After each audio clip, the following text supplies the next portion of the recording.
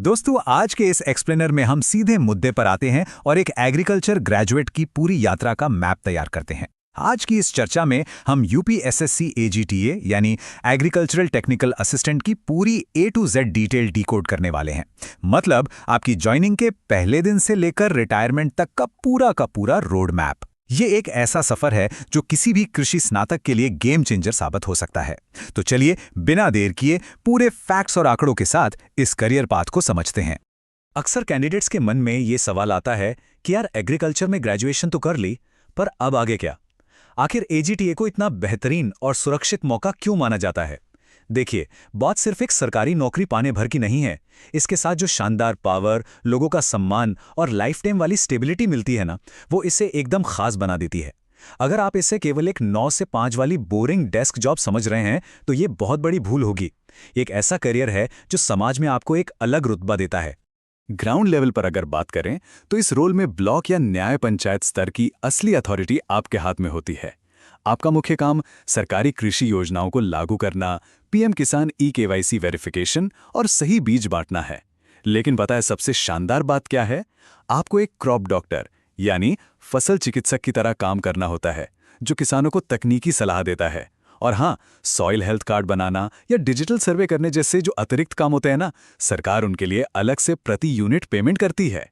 मतलब fix salary तो है ही, साथ में एक्स्ट्रा इनकम का भी एकदम बढ़िया स्कोप मौजूद है। अब यहां से करियर मुख्य रूप से 2 अलग-अलग रास्तों में बढ़ जाता है और इसे समझना बहुत जरूरी है। पहली ब्रांच है एक्सटेंशन, जहां सबसे ज्यादा यानी लगभग 80% पोस्ट होती हैं। यहां फील्ड वर्क थोड़ा ज्यादा है और आपको सक्रिय रूप से सब्सिडी वेरिफिकेशन करना होता है। तो जो लोग फील्ड में एक्टिव रहना और अपना दबदबा बनाना पसंद करते हैं, उनके लिए ये एकदम बेस्ट है। वहीं दूसरी तरफ है सॉइल कंजर्वेशन या प्लांट प्रोटेक्शन। ये थोड़ा सुकून वाला लैब बेस्ड काम है। अगर आप चाहते हैं कि आगे किसी और बड़े एग्जाम की तैयारी करें और अपनी पढ़ाई जारी रखें, तो बिना किसी डाउट के आपको इसी ब्रांच को चुनना चाहिए। चलिए अब सीधे काम की बात करते हैं। पैसे। एक नए ग्रेजुएट के लिए ये जॉब वित्तीय स्तर पर कैसे फायदा पहुंचाती है? देखिए, 34,000 रुपये वो शुरुआती इन हैंड सैलरी है जो सारी कटौतियों के बाद हर महीने खटाखट आपके बैंक अकाउंट में क्रेडिट होती है। ये लेवल 4 की जॉब है जिसका शुरुआती ग्रेड पे 2400 है। इसके अलावा इसमें 58% डीए यानी महंगाई भत्ता जुड़ता है, करीब 1700 रुपये का ट्रैवल अलाउंस मिलता है और आप किस शहर में हैं, मेट्रो सिटी, जिला या तहसील, उसके हिसाब से हाउस रेंट अलाउंस भी बनता है। एक स्टेबल करियर की शुरुआत के लिए ये अमाउंट वाकई काफ़ी मोटिवेटिंग है ना? अब जरा इस अगले बड़े नंबर पर गौर कीजिए, 108। ये कोई रैंडम नंबर नहीं है, बल्कि ये आपके शानदार वर्क लाइफ बैलेंस की पक्की गारंटी है। पूरे साल में एक अधिकारी को लगभग 108 दिन की छुट्टियां मिलती हैं। सोचिए, किसी भी नौकरी में काम और निजी जीवन के बीच बैलेंस होना बहुत ज़रूरी है, और ये जॉब पक्का करती है कि आपको काम के साथ साथ अपने परिवार और खुद के लिए भी भरपूर समय मिले। इन 108 छुट्टियों का गणित बहुत ही सीधा सा है। इसमें 52 तो आपके रविवार हो गए, 12 दूसरे शनिवार हो गए, 14 कैजुअल लीव यानी सीएल मिल गई, और सबसे बड़ा बेनिफिट है 30 दिन की अर्न लीव यानी ईएल का। कुल मिला के देखा जाए तो ये साल के पूरे 3 महीने बनते हैं। लेकिन यहाँ एक छोटा सा रियलिटी चेक देना चाहूंगा। ये जो 30 अर्न लीव्स है ना, ये आपको पहले साल यानी प्रोबेशन पीरियड में नहीं मिलती हैं। जैसे ही आपकी सर्विस का दूसरा साल शुरू होगा, ये रेगुलरली आपके अकाउंट में जुड़ना शुरू हो जाएंगी। अब बात करते हैं कि सिलेक्शन के तुरंत बाद का सफर कैसा होता है। ज्वाइनिंग के बाद आपको लखनऊ के सी मैप में भेजा जाता है, जहां करीब 30 दिन की एक बहुत ही बेहतरीन ट्रेनिंग होती है। लेकिन यहां एक और रियलिटी चेक है। देखिए, कैंडिडेट्स को यह समझना होगा कि शुरुआत में ही अपना होम डिस्ट्रिक्ट यानी अपना गृह जनपद या कोई बड़ा महानगर मिल जाना लगभग नामुमकिन होता है। इसलिए मेरी सलाह यही है कि अपनी उम्मीदों को एकदम प्रैक्टिकल रखें और बस अपने करियर की एक मजबूत शुरुआत करने पर फोकस करें। तो अब सबसे बड़ा सवाल ये आता है कि भाई मनचाही पोस्टिंग मिलेगी कैसे? इसके कुछ एकदम क्लियर और रणनीतिक तरीके हैं। सबसे बेस्ट और सीधा तरीका है एग्जाम में हाई मेरिट स्कोर करना। आपके एग्जाम के मार्क्स एक तरह से आपकी करेंसी का काम करते हैं। रैंक जितनी अच्छी होगी, शुरुआती पोस्टिंग में आपको उतनी ही बढ़िया चॉइस मिलेगी। इसके अलावा आगे चलकर म्यूचुअल ट्रांसफर का भी विकल्प होता है।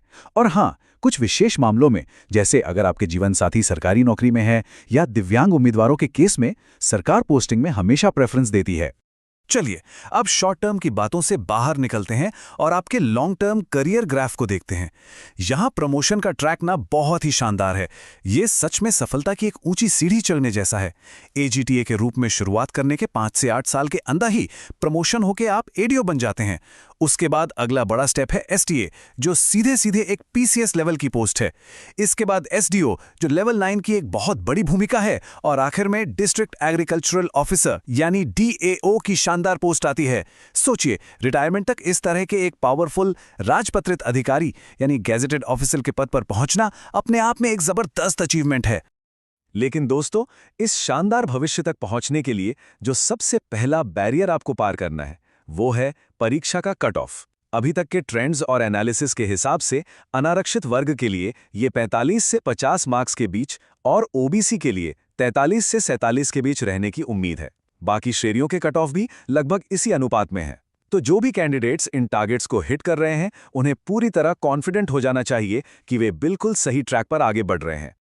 और अब वो सवाल जो शायद इस वक्त आप सबके दिमाग में घूम रहा है, फाइनल रिजल्ट आखिर आएगा कब? लेटेस्ट अपडेट्स यही बता रहे हैं कि एजीटीए का फाइनल रिजल्ट 15 जून के बाद आने की पूरी संभावना है। ये एक ऐसा माइलस्टोन है जिसका बहुत ही बेसब्री से इंतजार किया जा रहा है, और सच मानिए ये तारीख कई लोगों के करियर की एक नई और बेहतरीन शुरुआत तय करेगी। तो आखिर में इस पूरे एक्सप्लेनर को समेटते हुए मैं आपके सामने एक बहुत ही गहरा सवाल छोड़ना चाहता हूं। एजीटीएस सिर्फ एक जॉब नहीं है, ये रिस्पेक्ट, स्टेबिलिटी और लाइफ टाइम ग्रोथ का एक पूरा पैकेज है। तो क्या इस शानदार फ्यूचर के लिए अगले कुछ महीनों तक सारी बाहरी दुनिया और डिस्ट्रैक्शन से पूरी तरह कट ऑफ हो जाना सही फैसला नहीं होगा? सिलेक्शन उसी का होता है जो आज अभी से अपना 100% देता है। इस पर जरूर सोचिएगा, क्योंकि यह सिर्फ एक परीक्षा नहीं बल्कि आपके आने वाले पूरे जीवन की मजबूत नींव है।